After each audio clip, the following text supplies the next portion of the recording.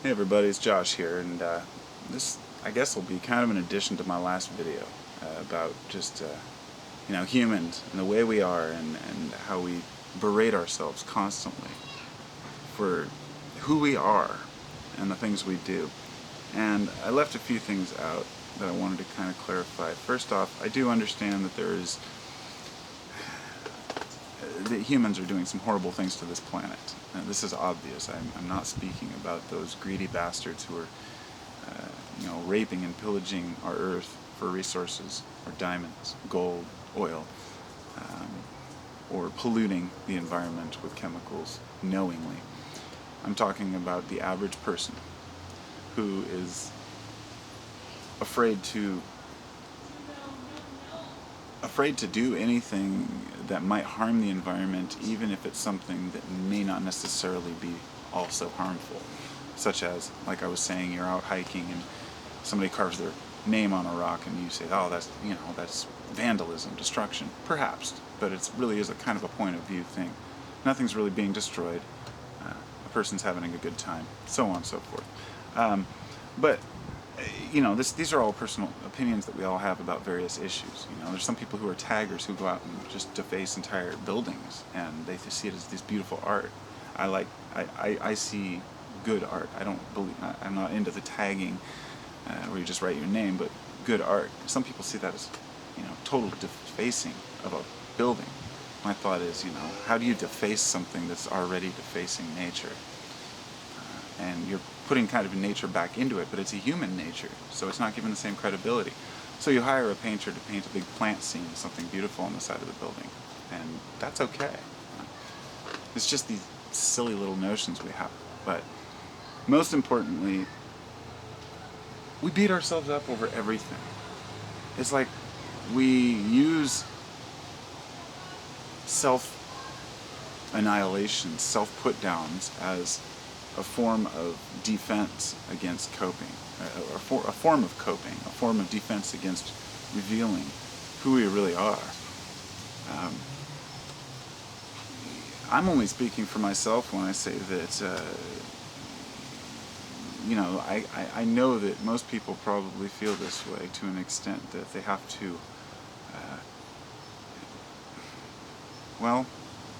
I guess I can't really formulate that into a sentence.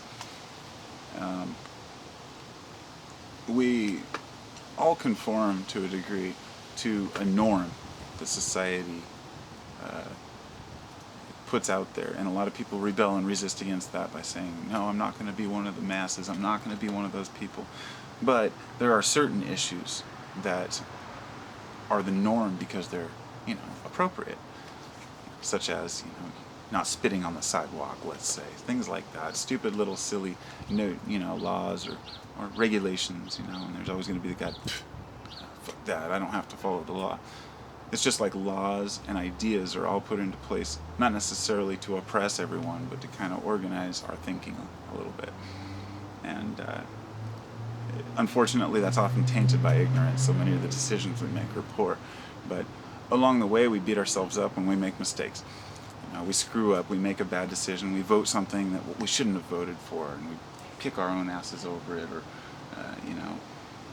even down to the personal issue where there's something, I should have done this, damn it, I'm a failure, I don't call, I don't take care of business, don't do what I need to do. And those are just personal issues. But there's also the bigger picture, which is, come on, go away, little guy, I love you and all. I have an issue with Yellow Jackets. Or I should say they have an issue with me. Maybe it's an unresolved problem from running into too many beehives when I was young. So I've covered this, beating ourselves up over all these random other things to get to my main point, which is that we beat ourselves up as a society for what we've done to the planet, and for just being here, as if we have human guilt. Human guilt for what our fellow man does. Human guilt for the things that we see going around us that we can't change, things that we can't help. And my thought is that this is the root of what Christians call original sin. its original sin must have stemmed from that idea that no matter how good a person is, if your neighbor is a murderer, you're a murderer in that way. I am my brother's keeper. Okay, we're all protectors of each other. So, yes, when one person does something, it does resonate on the group as a whole. So this is like when one sports member does something bad and the whole team gets blamed for it, or one person does something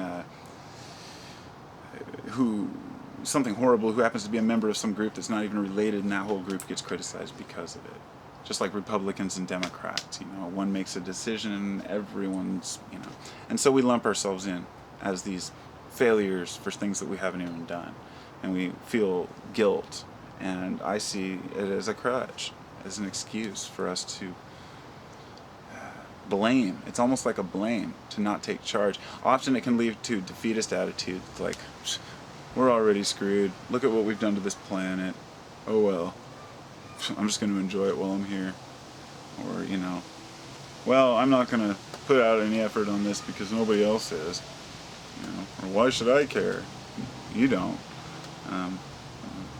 It's just a kind of a metaphor for how we often feel, and then we feel guilty inside. And I don't, personally, which is why I'm bringing this up. I feel maybe small guilt for things that I could have done better in my own life, but I can't really think of much. I mean, I'm very happy. Everything. I love my family, and I love knowledge. I love living in the computer age. Let's put it this way: I felt guilty, not guilty, but I was depressed when I was younger because I felt like I should have been born in the '60s. That's when I was about 13 or something. And I think I even cried. I was like, man, I should have been born back in the days of Hendrix and stuff. I would have fit in so much better. And then years later, I'm just like so grateful to be living in the digital age, but still know how to use a compass and a map, to be able to connect with everyone and to see how people really think, because I feel like we can organize better now than we ever have been able to. And not organize any particular movement or group, but to talk to people like you and get feedback on my ideas, to know if they're valid, to know if other people feel the same way, because too many of us have been trapped for too long, humans in general, trapped in these shells and these chambers, echo chambers, where everybody reinforces one another. And now that people are exposed, we're starting to see that a lot of the things we felt guilty about, there's no reason for it. So, we're just humans, and there are a lot of us trying. It gives me hope, at least a little bit, that we might reach some sort of a something. We can only hope.